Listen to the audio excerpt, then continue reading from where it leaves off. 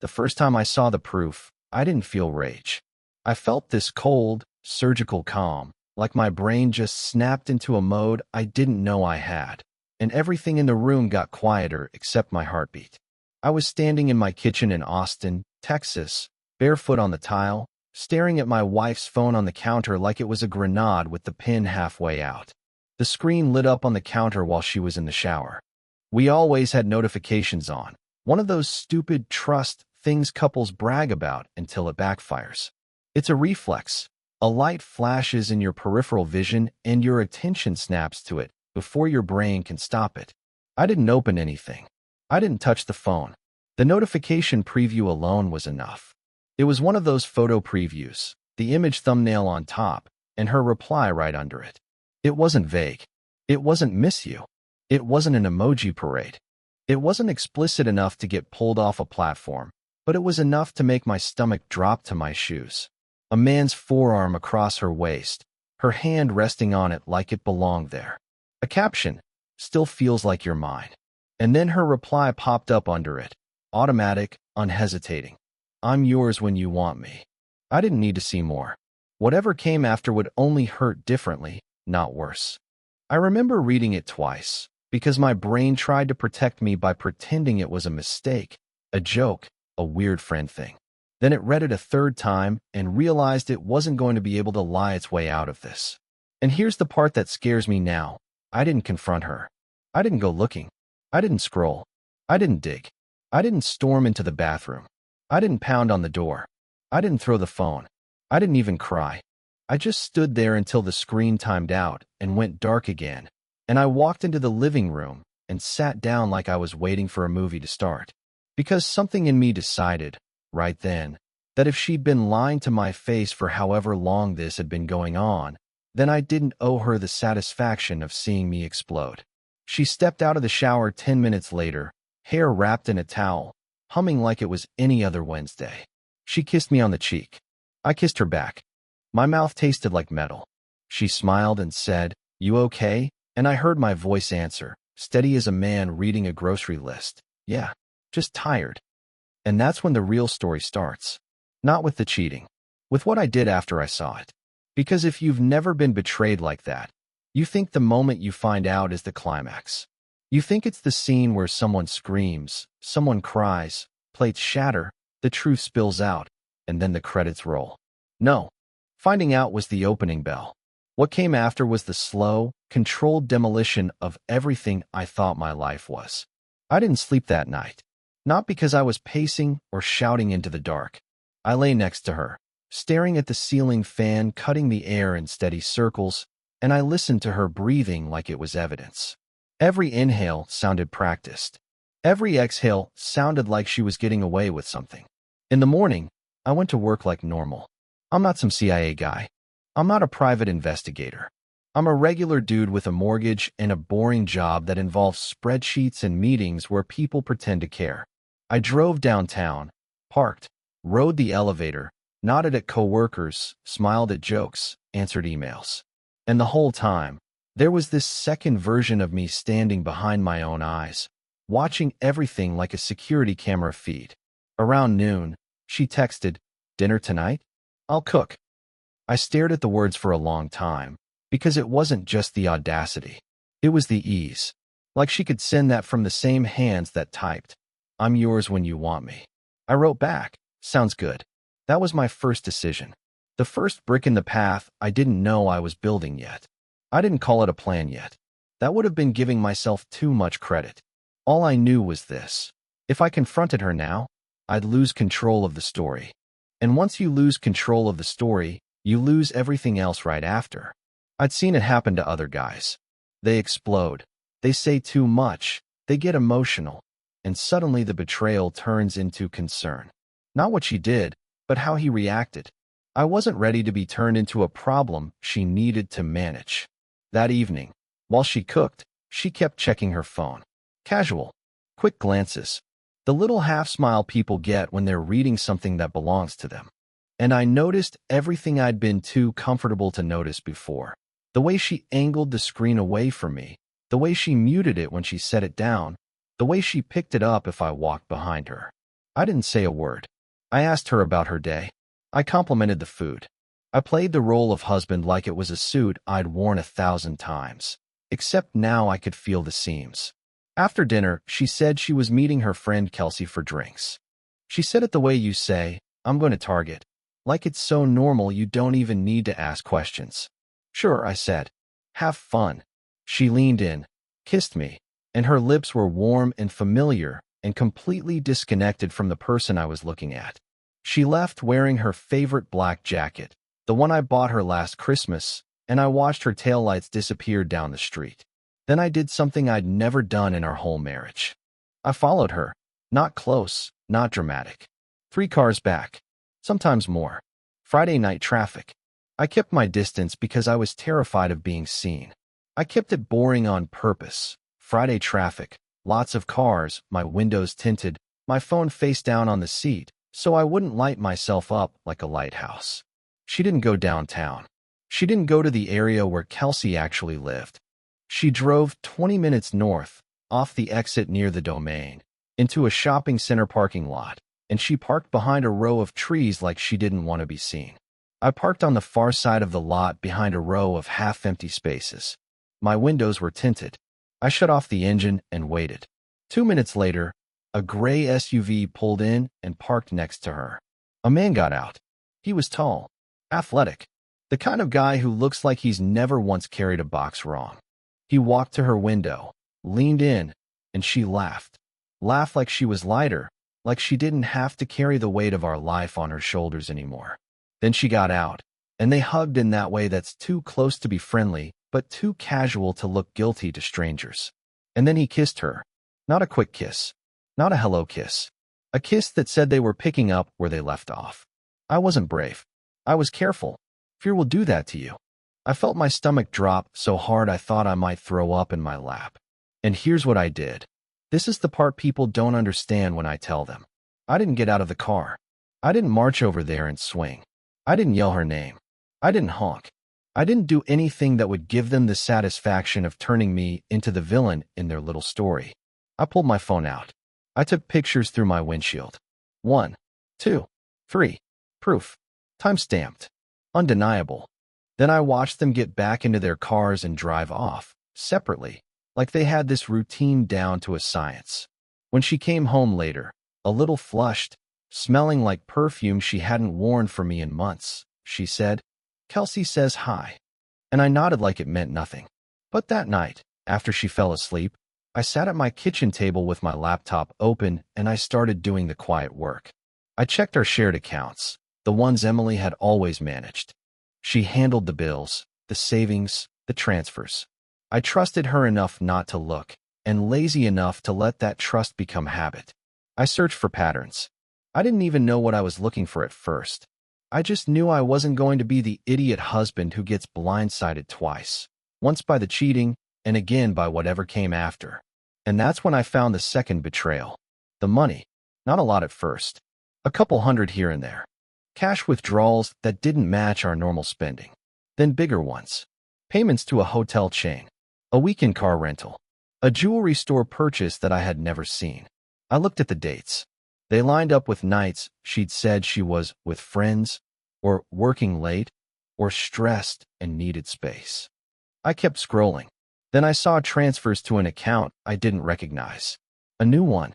In her name. All the notifications went to her email. Joint money, but not joint visibility. Opened 6 months ago, and being quietly funded with money from our joint savings. That was the moment my anger finally showed up. Not loud. Not explosive. Focused. Because cheating hurts. But cheating while you're also siphoning money out of the life you built together? That felt like she was trying to erase me. I closed the laptop and stared at the dark window over the sink, seeing my own reflection like a stranger, and I realized I wasn't just watching an affair. I was watching a plan. That realization messed with me more than the cheating itself. Because you can forgive an impulse. You can even understand weakness. But planning means she'd been living with me while rehearsing how to leave, smiling, touching my arm, asking about my day, all while running a parallel version of her life where I didn't exist. And I had no idea what her endgame was yet. The next day I called in sick. Not because I couldn't function, but because I needed time to think without pretending. I waited until she left for work. She worked at a marketing firm, lots of client lunches and events, and then I started moving like someone who finally accepts he's in a fight. I went to our closet. I opened the drawer where she kept old paperwork she never threw away. I wasn't proud of it, but pride was a luxury I didn't have anymore. Receipts, old tax returns, warranty cards, a folder labeled car, another labeled house, and then, behind them, an envelope. It wasn't sealed. It was just tucked back there like she'd hidden it in a hurry. Inside were printed intake forms, notes, highlighted sections. Not from the guy, from a lawyer. It wasn't some dramatic letter. It was the kind of paperwork people print when they're scared and trying to understand their options. Emily was always like that. Digital chaos.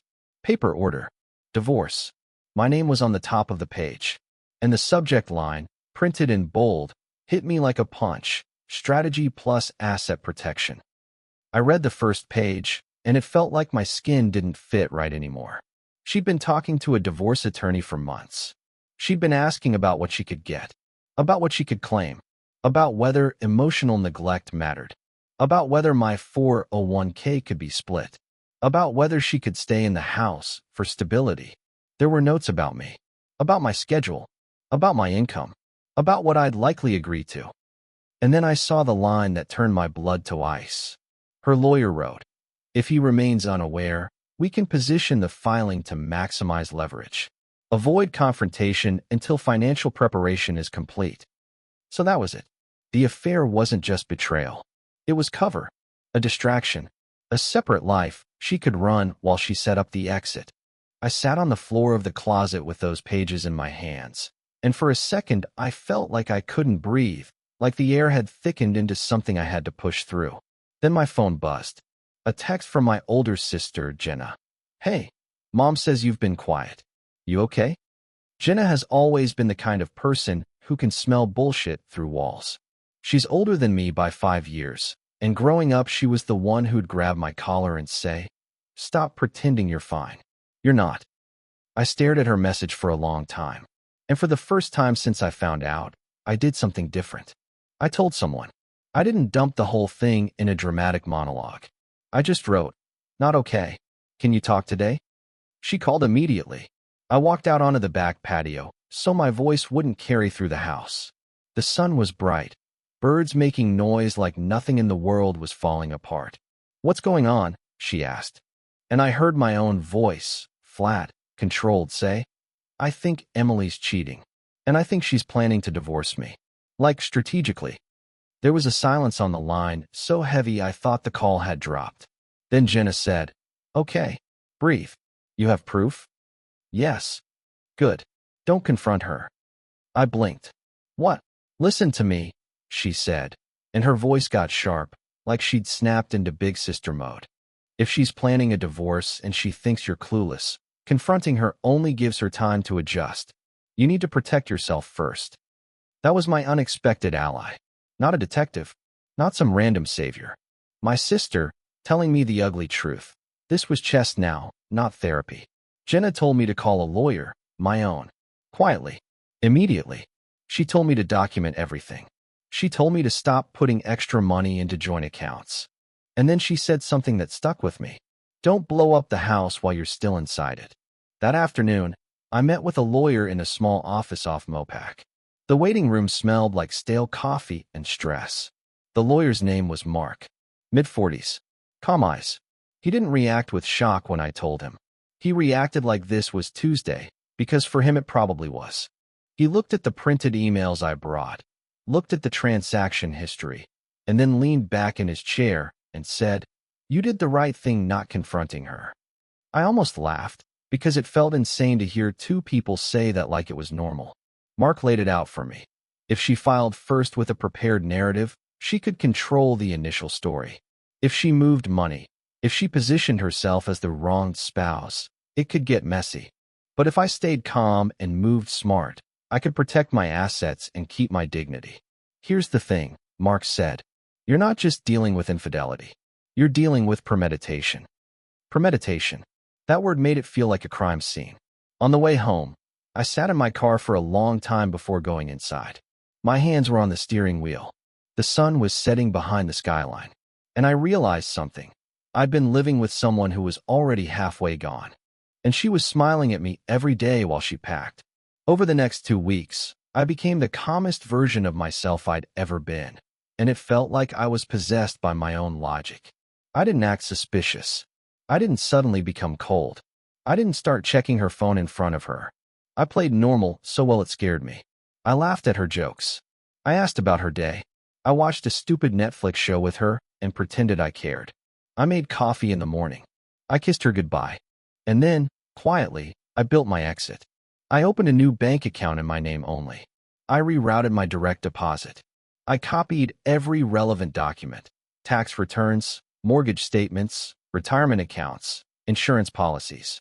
I took photos of the contents of the house because people do insane stuff when they think they're losing. And I kept watching.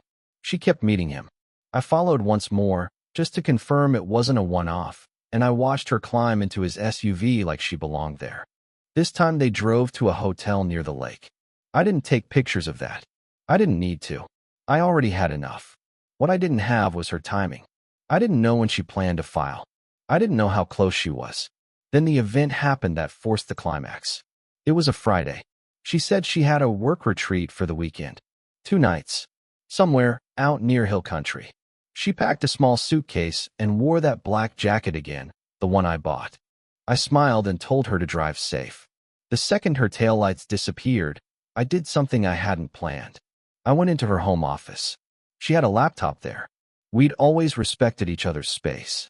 But at this point, respect felt like me holding a door open while she stabbed me. The laptop was closed, but it wasn't locked. She was careless because she thought I was harmless. I opened it. She worked from home a lot. Auto login. She never locked it around me. She trusted my boundaries. I searched her email, and that's when I found the file. A draft. Not sent. Just sitting there. Addressed to HR, subject line, confidential, request for guidance. My hands went numb. I opened it, and I swear to you, my vision tunneled like my body couldn't handle reading it at full size. She wasn't accusing me directly. She was seeking guidance. Words like emotional instability, monitoring, fear of confrontation. It read like a paper trail in progress, calm, careful, and designed to make her look like the reasonable one before anything even happened. She'd written it like she was setting up the narrative not just for a divorce, but for my professional life. My reputation, my income, the thing she also wanted to take a chunk of. And it hit me. She wasn't just leaving me. She was trying to dismantle me. That was the moment everything in me wanted to explode. I stood in her office, staring at that email, and I felt this hot pressure behind my eyes like I was about to lose control. And I didn't. I took a breath so slow it felt like I was swallowing fire. I pulled my phone out and recorded the screen, scrolling through it, capturing the date, the draft status, everything. Then I backed out, found her sent items, and checked if she'd already planted anything. Nothing yet. Draft only. I closed the laptop and sat in her chair because my legs felt weak. This was the greatest challenge. Not the affair, not the divorce plan, this. Because this had a timer on it. If she hit send before Monday morning, my job could be gone before I ever set foot in a courtroom. If it went out, it could blow up my job, my ability to fight legally, my ability to stay stable. And if she was the first one to document concerns, she wouldn't just control the divorce. She'd control who people believed. I called Mark. He picked up on the second ring, like he already knew. I told him what I found. He was quiet for a moment, and then he said, "Okay, new plan. We're not just preparing. We're moving." "What does that mean?" "It means you file first." My stomach clenched. "Tonight. As soon as possible," he said. "And we do it clean. No drama. No confrontation. If she's setting you up, you do not give her time to control the narrative." I hung up and stared at my living room. The couch. The photos on the wall. The wedding picture where we both looked like idiots who thought love was enough. And then I did the decisive move. I packed. Not everything. Just what mattered. Important documents, a few clothes, my laptop, my watch, my late dad's old ring, the things that couldn't be replaced. I wrote nothing. No note. No, we need to talk. No dramatic goodbye. I took the dog. His vet records were under my name, and I wasn't leaving him behind as leverage. And I left. I drove to Jenna's house on the other side of town. She opened the door, saw my face, and didn't ask questions. She just pulled me inside like she'd been expecting this. That night, while Emily thought she was on a work retreat, I signed the papers to file. I filed first, and I didn't tell her. Because if she wanted a war of narratives, I was going to win the first battle by simply refusing to play the role she'd written for me. She came home Sunday afternoon. I wasn't there. The house was quiet. My keys were gone from the hook. The dog bed was empty. My side of the closet looked like a tooth had been pulled. She called me. I didn't answer. She texted, "Where are you?" I didn't answer. Then, "Are you kidding me?" Then, "This isn't funny." Then, "Please call me." I still didn't answer. Not because I was trying to be cruel. Because the whole point was that I was done giving her access to my reactions. She didn't get my pain like it was entertainment. She didn't get my rage like it was validation. That evening, I got a notification from our doorbell camera. I opened it and watched her pacing on the porch, phone to her ear, shoulders tight, looking around like she'd stepped into the wrong reality. For the first time in weeks, she looked scared, and I felt nothing clean. No satisfaction. No triumph. Just this heavy emptiness, like I'd amputated something and now my body was trying to figure out how to balance without it. Monday morning, she finally got the official notice. She called again, and again, and again. I let every call ring out. Later, she left a voicemail. Her voice was trembling, but not in the way I'd expected. It wasn't panic that she'd hurt me. It was panic that she'd lost control. "Please," she said. "We need to talk. I don't understand what's happening. Are you doing this to punish me?" I listened to that voicemail twice, and I still didn't call her back. That's the moral dilemma, I guess. People love stories where the betrayed spouse gets revenge, gets closure, gets the final speech. They want the scene where I tell her I know everything, and she breaks down and confesses and begs, and I walk away like some hero. But real life doesn't always give you that. Real life gave me a choice. Either I confront her and let her rewrite it into "he got scary," or I disappear, protect myself, and let her sit alone with her own uncertainty. So I chose the quiet exit. I won't pretend that choice made me feel noble. Silence isn't clean. It's not heroic. It's just what you reach for when every other option turns you into someone you don't want to be: loud, reactive, easy to dismiss. Not because I'm above emotion. Because I finally realized she'd been feeding on mine. A week later, my lawyer told me her lawyer responded. She was confused, heartbroken, blindsided. She wanted to talk. She wanted mediation. She wanted closure. Closure. It was almost funny. I never responded directly. Everything went through lawyers. And that's when I understood the real game. She was only going to tell the truth if she got to frame it first. 2 days after the filing, Jenna sent me a screenshot from Instagram. A post from Kelsey. A selfie at a winery. Emily in the background, smiling, holding a glass. And right beside her, half in frame, like he was meant to be seen but not fully identified, the guy. Gray SUV guy. And the caption, "To new beginnings." New beginnings. That's what she thought she was doing. And the sickest part? If I'd confronted her the first day, if I'd screamed and cried and begged, she would have used it. She would have called me unstable. She would have sent that email to my boss. She would have had a story ready. But I didn't give her that story. I just vanished from the script. It's been 3 months now. I'm in a small apartment, starting over. The dog is asleep on the rug as I tell you this. Some nights I still wake up and reach for a person who isn't there. And it's like my body hasn't accepted what my mind already knows. Do I ever want to confront her? Sometimes. Not because I want her back. Because I want her to look me in the eyes and admit what she did. But I don't know if she's capable of that. And I don't know if hearing it would actually help me, or if it would just reopen something I've finally managed to stitch shut. So that's where it ends. Not with me yelling. Not with her confessing. Not with some perfect justice. It ends with a quiet house, a phone that doesn't ring anymore, and a woman who's still, to this day, has never heard me say the words. I know. Through the lawyers, she never mentioned the other man. Not once. Not to deny him. Not to explain him. Just silence, like he'd never existed. Only confusion. Only being blindsided. The silence wasn't peace. It was the last button I still controlled. Thanks for watching. If this story stayed with you longer than you expected, you're not alone. If you want more real stories about trust, silence, and the moments that change everything, subscribe to the channel.